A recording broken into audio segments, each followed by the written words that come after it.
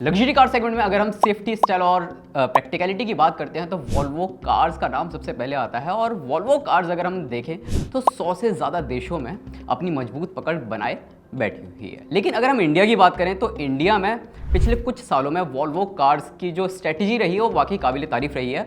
और इन स्ट्रेटजीज़ के पीछे जिनका हाथ है वो आज हमारे साथ मौजूद हैं वॉल्वो कार इंडिया के मैनेजिंग डायरेक्टर ज्योति मल्होत्रा। तो सर बहुत बहुत स्वागत है अपना समय देने के लिए। तो पहला प्रश्न यही है कि कोविड के बाद साल दर साल हिसाब से जो आपने स्ट्रेटजी तैयार की है वो कैसी रही है, मार्केट में रिस्पांस कैसा देखने को मिला है? तो सबसे पहले नमस्कार और शुक्रिया मुझे आपके शो में आने के लिए, न्योता देने के लिए। अगर हम पिछले कुछ सालों में देखें तो इंडियन मार्केट ऑब्वियसली कोविड के टाइम आप सबने देखा कि मार्केट एकदम से थम सी गई थी। उसके बाद से अच्छी रिकवरी कुछ सालों में देखी गई है और वो पूरी इंडस्ट्री के लिए भी लागू है, हमारे लिए भी लागू है। बट हमने एक चीज़ जो हमारे ग्लोबल एम्बिशन भी है और हमने इंडिया के लिए भी उसके बारे में सोचा कि हमें इलेक्ट्रिफिकेशन की तरफ ज़्यादा तेज़ी से बढ़ना है। और उस नज़र से हमने इंडिया में XC40 रिचार्ज लॉन्च करी, उसके बाद C40 रिचार्ज लॉन्च करी और बहुत अच्छा हमें रिस्पांस मिला है। तो मैं बहुत खुश हूँ कि जिस तरह से प्रोग्रेस चल रही है इलेक्ट्रिफिकेशन की तरफ। हालांकि हम कंपैरेटिवली पूरी इंडस्ट्री को देखो तो एक थोड़े छोटे प्लेयर हैं, लेकिन हमारी जो अपनी स्ट्रैटेजी है जो हम चाहते थे उस डायरेक्शन में बहुत कामयाब रहे हैं। लगभग हर 4 में से 1 कार जो हम बेच रहे हैं आज वो इलेक्ट्रिक कार है। तो ये एक बहुत अच्छा हमारा प्रोग्रेस है और उम्मीद रखता हूँ कि और तेज़ी से ये बढ़ेगा आगे चल के। सर अगर हम इलेक्ट्रिक कार्स की बात करते हैं तो लग्जरी कार सेगमेंट में जो कंज्यूमर सेंटिमेंट्स हैं और अभी फेस्टिव सीजन भी अभी भी गए, तो ऐसे में क्या रिस्पांस देखने को मिला है ओवरऑल अगर हम इंडस्ट्री की बात करते हैं तो? नहीं, मैं अगर इंडस्ट्री की बात करूँ, देखो सबसे पहले पिछला साल की बात करते हैं। पिछले साल लगभग इंडिया में 4.1 मिलियन कार, लगभग कितने हो गई, 41 लाख से ज़्यादा गाड़ियाँ बिकी हैं, जिससे कि इंडिया विश्व में अब नंबर 3 प्लेयर बन गया है।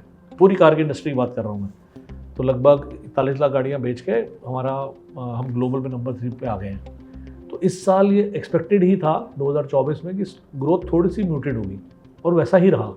उसके कुछ तो रीज़न है कि बेस बहुत बड़ा हो गया और दूसरा रीज़न ये भी है कि ये साल इलेक्शन का साल था।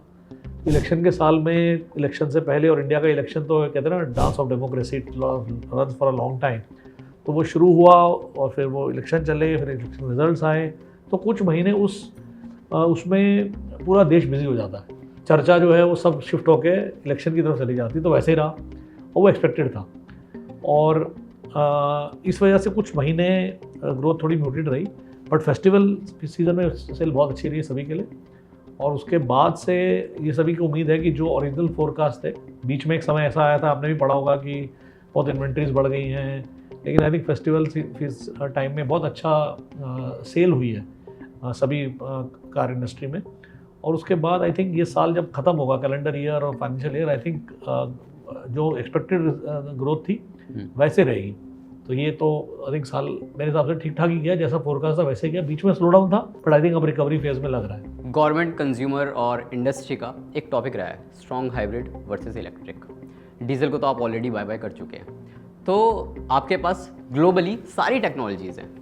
तो इंडियन मार्केट में आपको क्या लगता है कि कौन सी टेक्नोलॉजी ज़्यादा इस टाइम पर चर्चा में है अगर हम लग्जरी कार सेगमेंट्स की बात करते हैं और 2 गाड़ियाँ आपके पास ऑलरेडी इलेक्ट्रिक है, तो plug in hybrid, strong hybrid को लेकर आपकी क्या राय है इंडियन मार्केट? मैं पहले ये बोलूँगा इंडियन मार्केट की तरफ से देखें हम, हमें ऐसा लगता है कि इंडिया में इलेक्ट्रिफिकेशन बहुत ज़रूरी है और उसका एक रीज़न है। और इसीलिए मेरा कहना ये है कि इलेक्ट्रिक, पूरी full electric car, battery electric vehicle सबसे ज़्यादा सेंसिबल है इंडिया के लिए। उसके 3 मेन कारण हैं।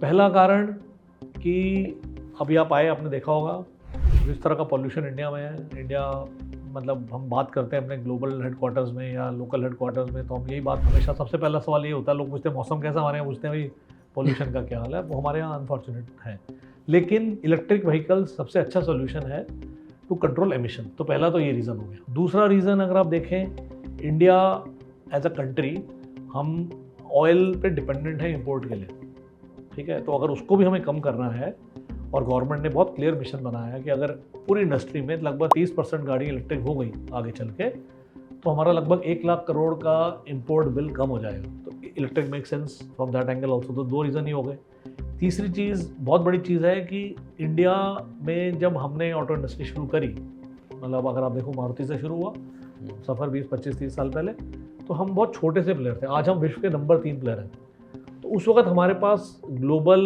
प्लेयर्स इंडिया में आए और इंडिया में अच्छा विकास हुआ, अच्छी डेवलपमेंट हुई। आज इंडिया के पास मौका है कि अगर हमें दुनिया में, विश्व में लीड लेनी है, तो इंडिया एक बहुत स्ट्रॉन्ग इलेक्ट्रिक सेंटर बन सकता है अपने, both for manufacturing in India and I think exporting from India. तो अगर हम इन चीज़ों को देखो तो electric makes all the sense. और हाइब्रिड एक ब्रिज है।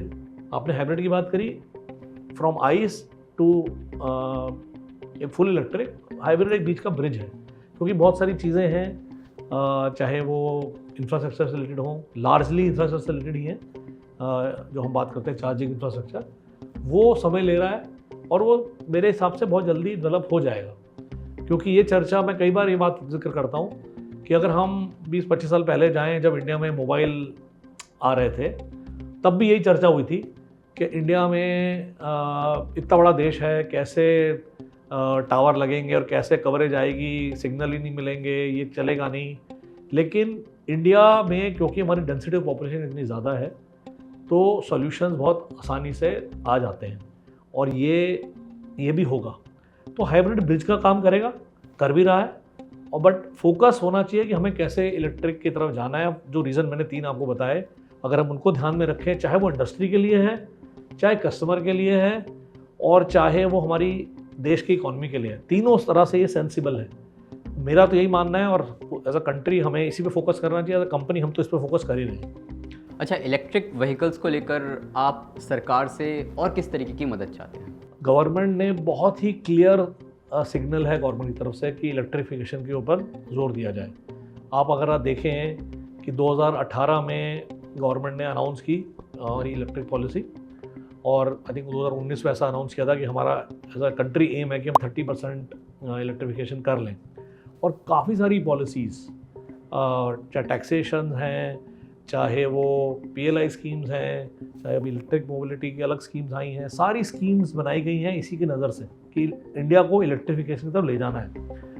उसके नज़र में अगर आप देखें तो पहली बात जो चाहिए कि इन चीज़ों को कंटिन्यू किया जाए।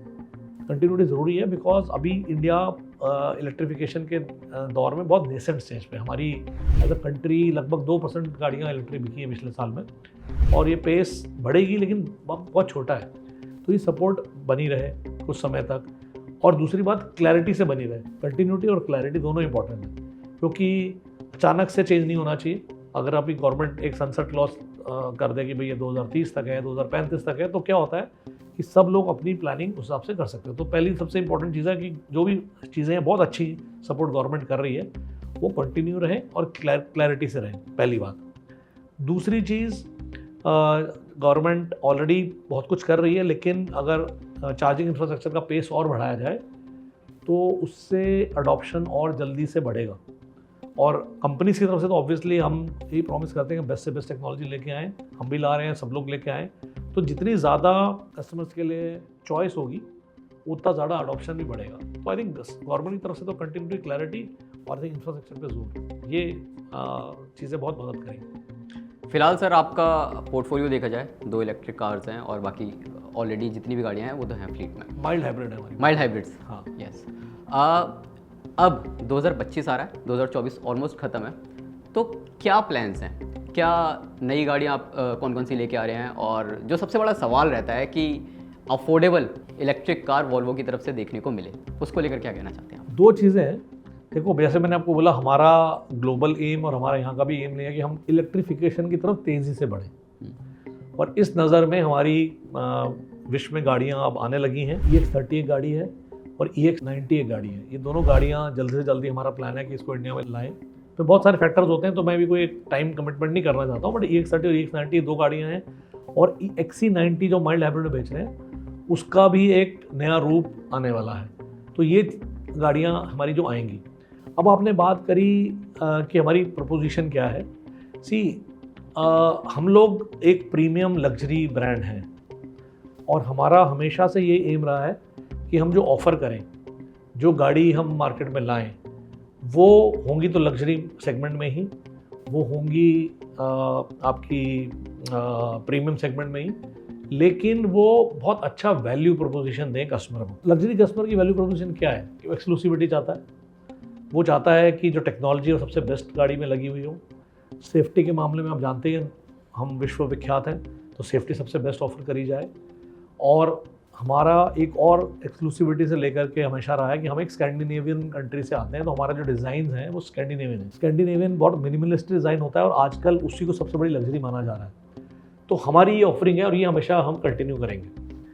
अब बात रही अलग अलग गाड़ियाँ अलग अलग सेगमेंट को कैटर करती हैं, तो हमारा ऐसा मानना है कि इंडिया में, हम जानते हैं इंडिया एक यंग कंट्री है, डेमोग्राफी हमारे कस्टमर्स की यंग है और बहुत एम्बिशियस है।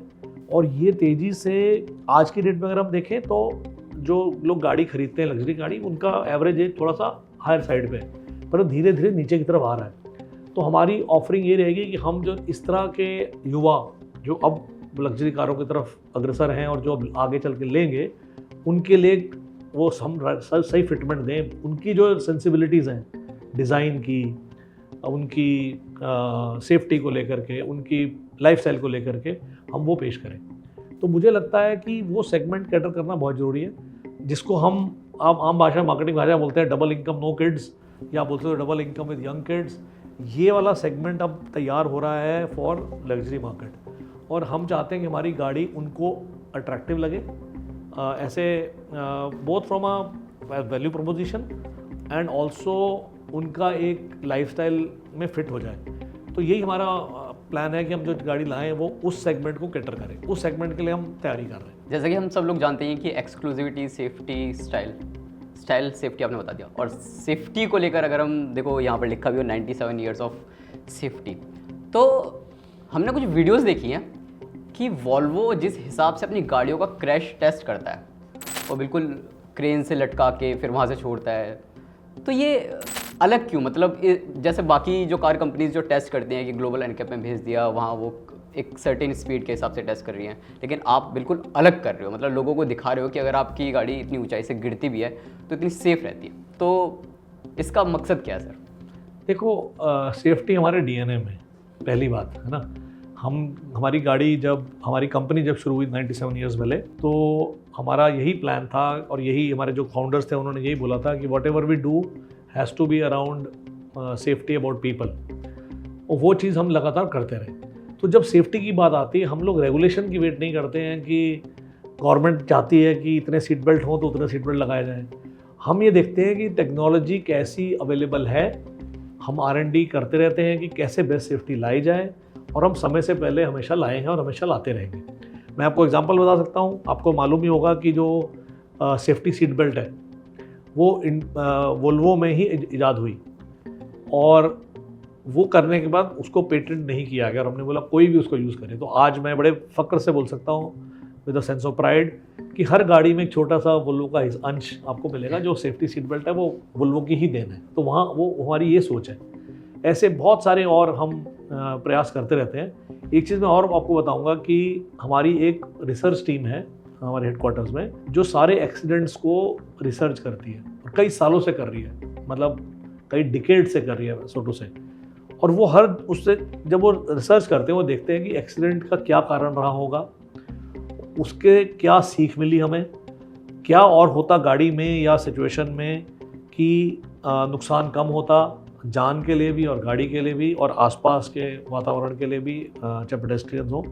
उस रिसर्च को हम अगली गाड़ी के डेवलपमेंट में यूज़ करते हैं, और ये जो प्रयास है वो इसी को लेकर के है। जो आपने अभी बात करी क्रेन से गाड़ी गिराने का, उसका क्रैश टेस्ट से भी बढ़ के एक एम था कि जब बहुत भयंकर एक्सीडेंट हो जाए कभी, तो सबसे बड़ा चैलेंज होता है जो रेस्क्यू टीम आती है, वो रेस्क्यू टीम इजीली लोगों को बाहर निकाल पाए।